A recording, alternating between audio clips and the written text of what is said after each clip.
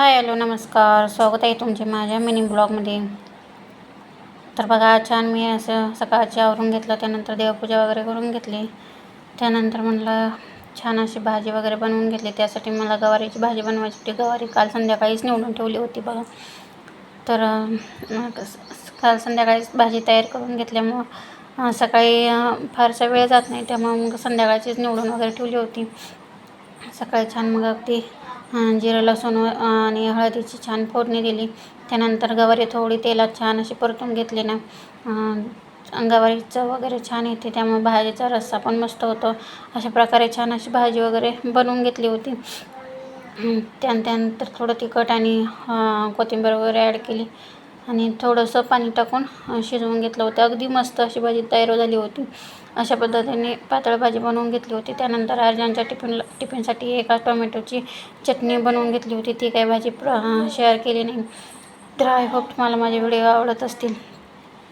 तर बघा कसं असते, माणसं म्हणतात कसं तुमचं काय बाय भारी आहे आपलं, पण भारी मस्त प्रत्येक मुलांना बघून सगळं करत बसायचं. करणं जितकं दिसतंय तितकं सोपं नसते. बघा इथं मुलांचं आवरून वगैरे घेतलं होतं. त्यानंतर मुलं छान खेळत बसली होतं. तोपर्यंत मग बाकीची कामं मी आवरून घेते. त्यानंतर दूध वगैरे गरम करून घेतलं. आर्यनला जेवण वगैरे घालून जेवण वगैरे देऊन त्यानंतर त्याला स्कूलमध्ये सोडायचं होतं, म्हणून फॅनपर्यंत त्याला सोडावं लागतं. त्यासाठी मग त्याला स्कूलची तयारी करून फॅनपर्यंत सोडून आली होती. म्हणजे माझा असं काही खूपच गडबड झाली होती. मी त्याला सोडून आली. त्यानंतर कपडे धुवून ठेवली होती.